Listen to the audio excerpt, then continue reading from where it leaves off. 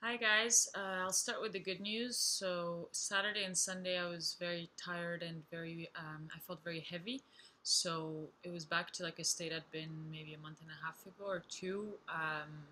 Just like the body feels almost like it's about to faint all the time. So have to stay lying down and all that. So they were difficult days, but then Sunday night and Monday night, I slept well. So I slept like 9 hours and well. I didn't feel like my stomach was interrupting my sleep or was constantly keeping my body too busy to go into restful sleep. And I feel better. I have more energy, which is great. I was able to walk down to like one block, a long block there and back this morning by myself, and something I couldn't have done before. So that's really encouraging because I was a bit afraid that because I was at full dose doxycycline and I added Flagyl on Friday, that was overwhelming my body and that I was going to go into a state of strong fatigue. So I feel very encouraged. And again, we see how important sleep is because it really, really changes. I'm so fragile. My body's so fragile right now that sleep changes a lot of it. So that being said, today I wanted to avoid talking about anxiety because I feel like it's a beast that's been getting a little bit too much attention these days. So I actually want to talk about something that I've never discussed on the blog yet, interestingly enough, and it's how did I get Lyme disease? So the short answer is I don't know because I don't. I don't ever remember seeing a bullseye rash, and I think I would have remembered that because it's pretty characteristic. Um, and I don't remember a time where I fell really sick with the flu-like symptoms and all that, the kind of the first phase of Lyme disease after a bite. I don't remember that either. So that being said, about the bullseye rash, it's now known that very few people actually see the rash. So I've heard that, let's say, Dr. Horowitz said that 50% don't get a rash and 50% get a rash that doesn't look like the bullseye rash. So technically, 25% of infected people would get it. I've heard different numbers, but what's important to know is that not everyone gets the bullseye rash. However, I spent most of my childhood from the time I was 8 years old to the time I was 18 or 19. I spent it every summer camping in the woods in Renfrew County, so about 2 hours out of Ottawa, so about 4 hours from Montreal. And I got bit by a whole bunch of stuff, and I never really cared too much, I guess. I do remember having different bites. You'd wake up in the morning after sleeping little time and your arm was like swollen where you think a spider bit me or an ant or something. I know I've been around ticks forever. I mean, I never thought those to me were actually the least scary and the least annoying ones. It was like, oh, the little ones that do nothing and you can just kind of squish them away and like just flick them away. So yeah, it's very, very possible that I got it there in Ontario. It's also possible I got it in Montreal as well, even in the backyard. I spoke to a girl who contacted me who got bit 8 years ago doing summer camp in NDG.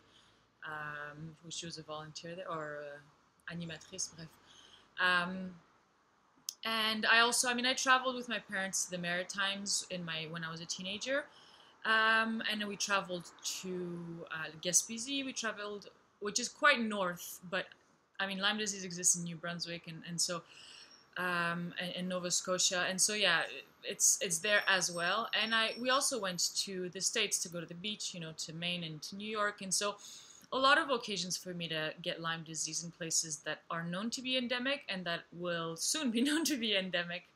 Um, yeah, and I started. So when I say that I've been sick for 12 years, I took that number as that 12 years ago I started consulting doctors concerning these health problems that I've had and that have continuously been getting worse or changed or morphed and developed.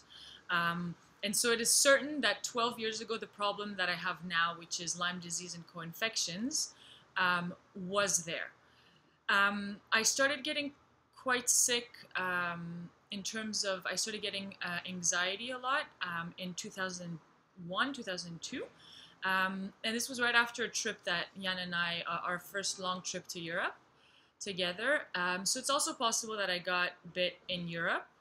because it's only 6 months or maybe 3 or 4 months after that that I started getting pretty intense physical pains of anxiety and a bit of panic. And so, and that later developed into constant nausea and headaches very quickly.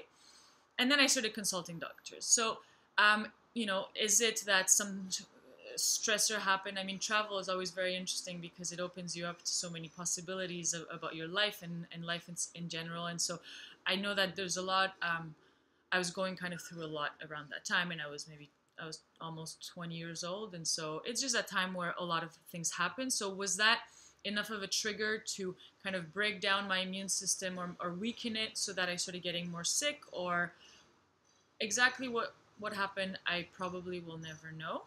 Um, and yeah, I don't think I don't remember ever getting blood transfusions, but I just wanted to mention that as well, that um, we don't have much data and there isn't much data, but people with Lyme disease who give blood, and I'm one of those people, I gave blood maybe 6 or 7 times.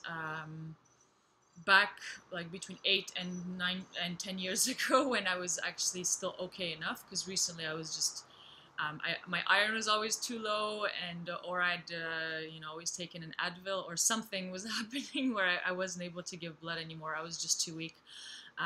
Bref, what I was going to say is that I've probably given infected blood because that was after that I was sick already. Obviously, I didn't know. But it's probably in her blood supply as well. I think there's Bartonella that was found, or Babesia. I unfortunately can't remember, in a study in the States.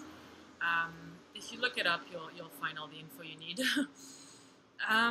So I guess that's the long story short about how I think I got Lyme disease. Um, I really don't know, and I know that a lot of people are in my case that I've spoken to.